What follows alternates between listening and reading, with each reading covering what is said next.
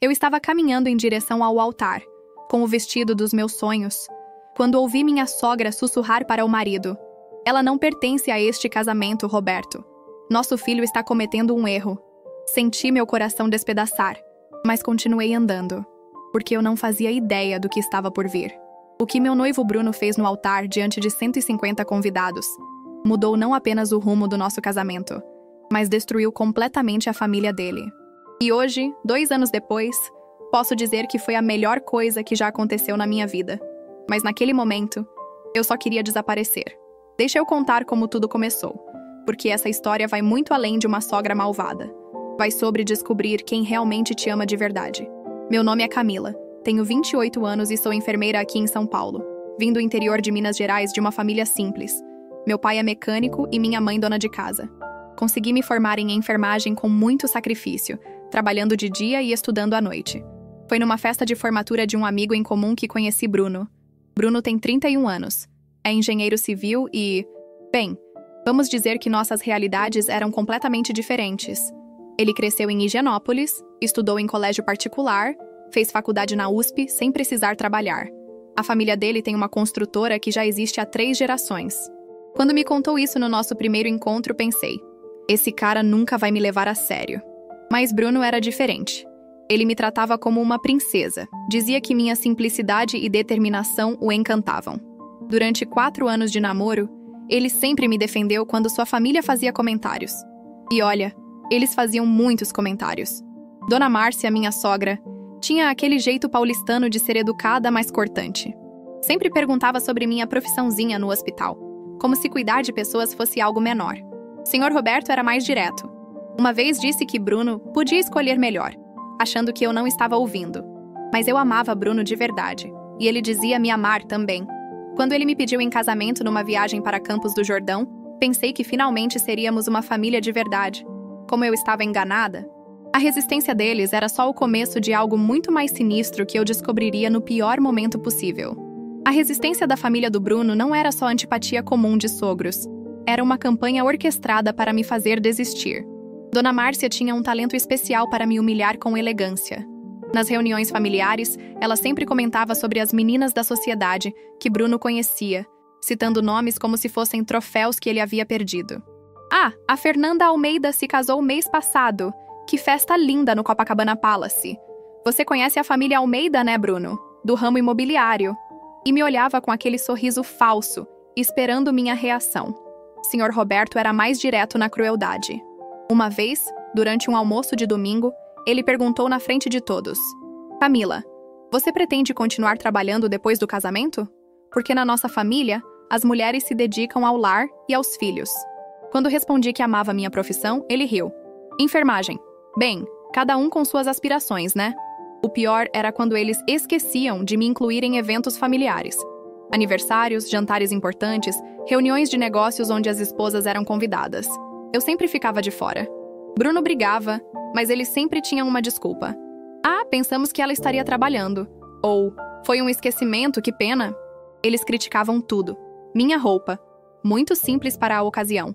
Minha forma de falar, que sotaque interessante. Até meus presentes, que fofo, feito em casa. Era uma tortura psicológica constante, mas sutil o suficiente para Bruno não perceber a extensão. O que eu não sabia é que por trás dessa resistência aparente, eles estavam tramando algo muito mais elaborado para me tirar da vida do filho deles. Algo que quase funcionou. Os 8 meses de preparação do casamento foram uma verdadeira guerra fria. Cada decisão virava um campo de batalha, e eu me sentia como uma intrusa planejando meu próprio casamento. Dona Márcia queria que a cerimônia fosse no Clube Hípico de Santo Amaro, onde a família tinha tradição. O valor? R$45 mil só pelo espaço. Meus pais ganham isso em um ano inteiro. Bruno e eu escolhemos um salão mais simples na Vila Madalena, por R$12 mil, que já era um sacrifício enorme para minha família. A reação dela foi devastadora. "Ah, que aconchegante. Bem, cada um dentro de suas possibilidades, né?" O tom de desprezo era inconfundível. A lista de convidados foi outro pesadelo. Eles queriam convidar 200 pessoas. Sócios do clube, famílias tradicionais, clientes da construtora. Eu mal tinha 50 pessoas para convidar entre família e amigos. "Camila, querida, você tem certeza que não quer convidar mais gente?" Que família pequena você tem. Dona Márcia falava como se fosse defeito ter uma família simples e unida. As flores foram outra batalha. Eu queria rosas brancas e baby's breath, simples e romântico. Ela insistia em orquídeas importadas que custavam 8.000 reais. Rosas são tão comuns. Para um casamento da nossa família, precisamos de algo mais sofisticado. O pior era que Bruno ficava no meio, tentando agradar todo mundo. Ele me defendia, mas eu via o cansaço nos olhos dele. Às vezes eu pensava em desistir, em poupar todos nós desse sofrimento, mas algo dentro de mim se recusava a dar o braço a torcer. O que eu não imaginava é que eles já tinham um plano muito mais direto para resolver o problema Camila. Um plano que quase funcionou, e que seria exposto da forma mais humilhante possível. O dia 15 de março de 2022 amanheceu lindo em São Paulo. Eu estava no salão de beleza desde as 6 da manhã, tentando controlar os nervos. Minha mãe estava comigo, emocionada, ajudando com os últimos detalhes do vestido que ela mesma havia ajudado a escolher. Um modelo simples, mas elegante que custou 2.800 reais, parcelado em 10 vezes. Chegamos à Igreja do Rosário às 14 horas. O local estava lindo, decorado exatamente como eu sonhava. Rosas brancas por toda parte, velas acesas, um ambiente acolhedor e romântico. Meu coração batia forte, mas era de felicidade. Finalmente ia me casar com um homem que amava. Eu estava no salão anexo da igreja, fazendo os últimos retoques na maquiagem, quando ouvi vozes no corredor. Era a Dona Márcia conversando com o Sr. Roberto. A porta estava entreaberta e eles não sabiam que eu estava ali. Roberto, ainda acho que devíamos ter insistido mais na proposta. 80.000 reais era uma quantia generosa para uma menina como ela. Meu sangue gelou. Que proposta? Que 80.000? Márcia, tentamos. Mandamos os e-mails, as mensagens. Ela nem respondeu.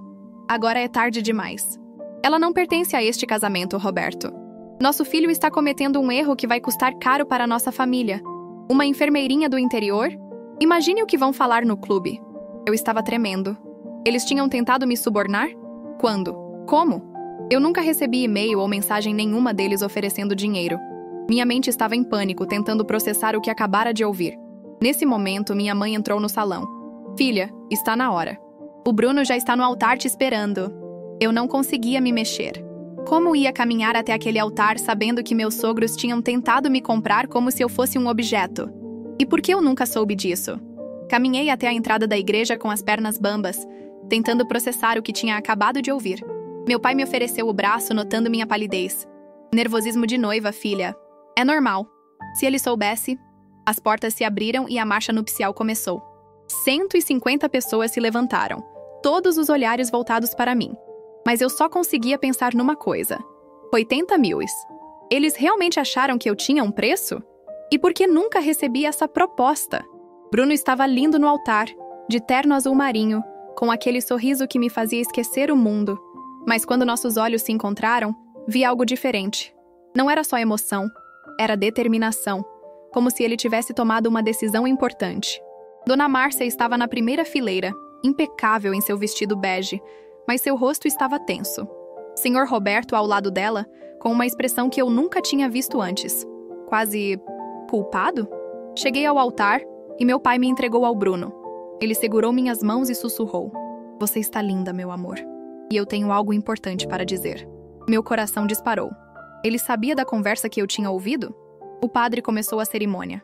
Tudo transcorreu normalmente até chegarem os votos. Era a vez do Bruno falar. Ele deveria repetir as palavras tradicionais. Eu, Bruno, te recebo, Camila, como esposa. Mas ele parou. Olhou para a plateia, depois para mim, e disse: Antes de fazer meus votos, preciso dizer algo importante para todos aqui presentes. O silêncio na igreja foi absoluto. Dona Márcia ficou branca como papel. Sr. Roberto tentou se levantar, mas Bruno continuou. Há coisas que descobri recentemente que não posso mais fingir que não sei. Bruno respirou fundo e continuou, sua voz ecoando por toda a igreja. 3 dias atrás, eu descobri que meus pais tentaram subornar a mulher que eu amo com 80.000 reais para que ela cancelasse nosso casamento. Um murmúrio de choque percorreu a igreja. Eu senti minhas pernas fraquejarem. Dona Márcia levou a mão ao peito. Sr. Roberto tentou se levantar da cadeira. Eles criaram contas de e-mail falsas. Bruno continuou, tirando o celular do bolso. Enviaram mensagens se passando por advogados, oferecendo dinheiro para que Camila desaparecesse da minha vida. Mas sabem por que ela nunca respondeu? Porque eles enviaram tudo para um e-mail antigo que ela não usa mais há 2 anos. Meu mundo estava girando. Era por isso que eu nunca soube de nada. Eles tinham o e-mail errado. Eu só descobri porque encontrei os rascunhos salvos no computador do escritório do meu pai. Mensagens dizendo que ela era inadequada para nossa família, que era uma caçadora de fortuna, que 80 mil serralhos seria suficiente para ela encontrar alguém da própria classe social. As lágrimas escorriam pelo meu rosto. Bruno segurou firme minhas mãos e se virou para os pais. Vocês acreditaram que o amor da minha vida tinha um preço, que ela era tão superficial quanto vocês. Dona Márcia estava claramente em pânico. Bruno, não é assim que... Nós só queríamos proteger você. Proteger de quê? De ser feliz? De encontrar alguém que me ama de verdade e não pelo meu sobrenome ou conta bancária? O padre estava paralisado, sem saber como reagir. Os convidados sussurravam entre si. Era o escândalo do século na alta sociedade paulistana. Então aqui, diante de Deus e de todos vocês, eu escolho Camila. E escolho cortar relações com quem não consegue aceitar essa escolha. O que aconteceu depois foi como uma bomba explodindo em câmera lenta.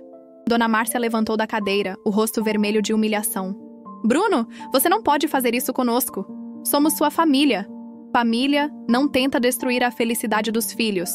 Ele respondeu, ainda segurando minhas mãos. Família não oferece dinheiro para afastar quem amamos. Sr. Roberto finalmente conseguiu falar, a voz trêmula.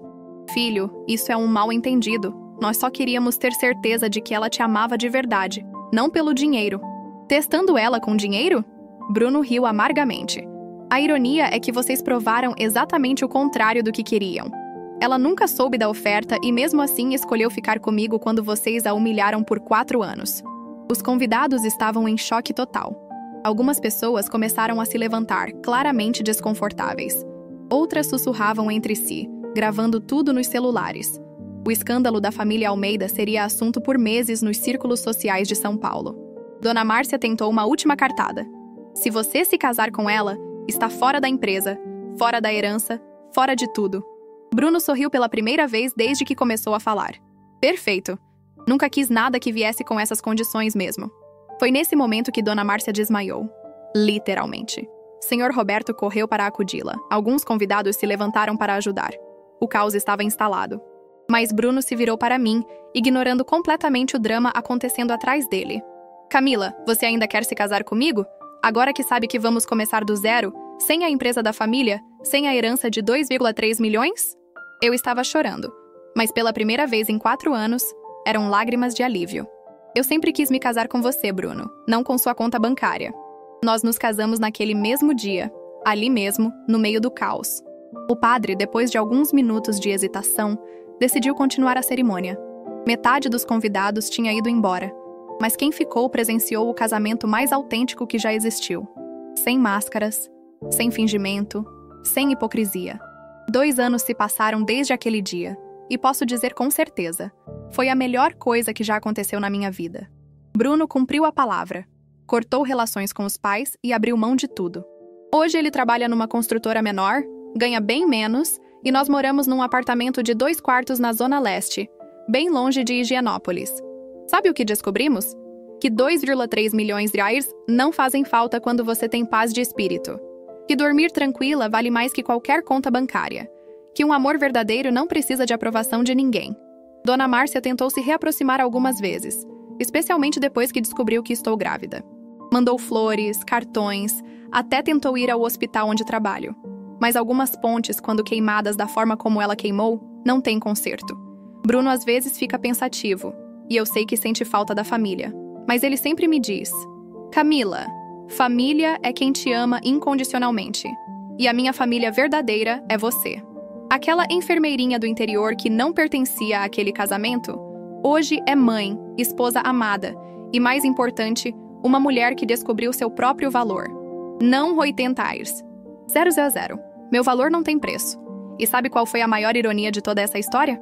No final, quem perdeu a família foram eles, não nós. Nós construímos uma nova baseada no amor verdadeiro. E essa ninguém consegue comprar.